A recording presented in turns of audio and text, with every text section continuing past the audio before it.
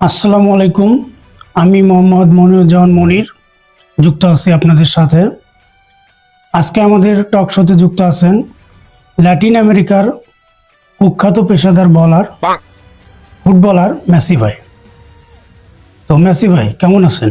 ভালো আর থাকি কি করে, এত খেলে সেরা হতে পারলাম না, মনে বড় দুঃখ। তো মেসি ভাই, মোটামুটি ভাবে আপনি তো ফুটবলের সবকিছু অর্জন করেছেন, সবাই তো আপনাকে গট মানে, সেরা মানে, তাহলে এত আক্ষেপ কিসের? আসলে আমার আক্ষেপ দুই জায়গায়।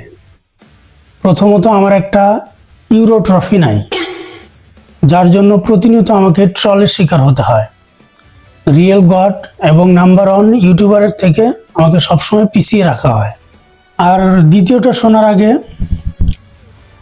আপনাকে একটা নাম বলবো, দয়া করে ভয় পাবেন না, আতঙ্কিত হবেন না। ভিনিচুদন জুনিয়র। কি দিবেন কি নিবেন? ভিনিচুদন জুনিয়র, আসলে তার থেকে নেওয়ার মতো আমার অনেক কিছু আছে, তবে তার থেকে আমি একটা জিনিস নিতে চাই, আর সেটা হলো তার সুষ্ঠু, সুন্দর, নম্র, ভদ্র, ঘেউ ঘেউ মুক্ত আচরণ, যেটা আমরা প্রায় তার প্রত্যেক ম্যাচেই দেখতে পাই এবং সেটাতে আমরা প্রতিনিয়ত মুগ্ধ হই। ও মাই গড! তাহলে তাকে কি দিতে চান? ভিনিচুদন জুনিয়র, আসলে তাকে দেওয়ার মতো আমার কাছে তেমন কিছুই নাই, কারণ ভবিষ্যতে সে সবার সব রেকর্ড ভেঙে ফেলবে এবং সেই হবে আসল ছাগল। তবে আমি তাকে দিতে চাই ফিফা থেকে অনুদান প্রাপ্ত আমার 8টা ব্যালন ডি'অরের মধ্যে একটা আমি ভিনিচুদন জুনিয়রকে দিতে চাই, যদিও এটা তার কাছে অতি সামান্য, নামমাত্র। তো আপনার কি মনে হয়, ভিনিচুদন জুনিয়র কি আপনার এই সামান্য কিছু গ্রহণ করবে? জানি না ভিনিচুদন এটা গ্রহণ করবে কিনা, কারণ আমি তার ভবিষ্যৎ দেখতে পাচ্ছি। সেই ইন ফিউচারে মিনিমাম 20 থেকে 25টা ব্যালন ডি'অরের মালিক হবে। তো যাই হোক মেসি ভাই, আপনার দ্বিতীয় আক্ষেপটা বলেন। আর আমার দ্বিতীয় আক্ষেপের কথা যদি বলতে যাই তাহলে শেষ হবে না, তবু বলি। না থাক, বললেন না, আমাদের হাতে যথেষ্ট সময় নাই। না, হালকা করে বলি, শোনেন। আসলে আমার দ্বিতীয় আক্ষেপ হলো আমার নাই কোনো ভালো ক্যারিয়ার, কারণ আমার একটা ইউটিউব চ্যানেল নাই। এদিকে আমার ফুটবলের সময়ও শেষ হয়ে আসছে।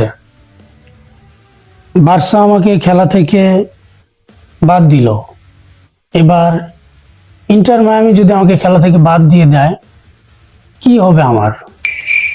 কি হবে আমার বউ সন্তানদের? কিভাবে চলবে আমার সংসার? তো মেসি ভাই, ক্যারিয়ার নিয়ে টেনশন করবেন না, আপনাকে আমি সৎ পরামর্শ দিচ্ছি, আপনার বাকি জীবন ঠিক কেটে যাবে। কি পরামর্শ দিতে চান বলেন, আমার এইটুকু উপকার করেন, আমি আপনাকে সারা জীবন মনে রাখবো। তো শোনেন মেসি ভাই, আপনি কোনো রকম কিস্তিতে টাকা তুলে লোন করে পাসপোর্ট করবেন, তারপর ভাবিকে নিয়ে বাংলাদেশে চলে আসবেন, তারপর হবে আসল খেলা। বাংলাদেশে এসে কি খ্যাপ খেলবো? আইডিয়াটা খারাপ না, তবে আমি আপনাকে বলবো অবশ্যই না মেসি ভাই।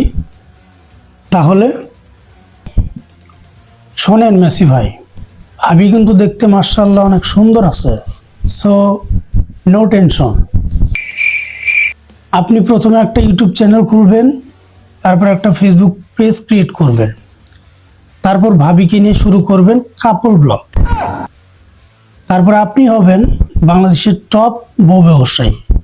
বাংলাদেশে এই ব্যবসার অনেক ডিমান্ড, এই ব্যবসা অনেক ভালো চলে, খালি টাকা আর টাকা।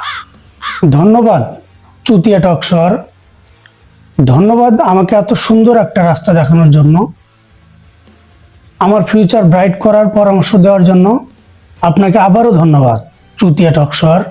তো আপনাকে অনেক ধন্যবাদ মাফিয়া মেসি ভাই। তো ভিউয়ার্স, আজকের মতো টক শো এখানেই সমাপ্ত। তো দেখা হচ্ছে পরবর্তী কোনো টক শোতে নতুন কোনো চুতিয়াকে নিয়ে। তো সবাই ভালো থাকবেন, সুস্থ থাকবেন আর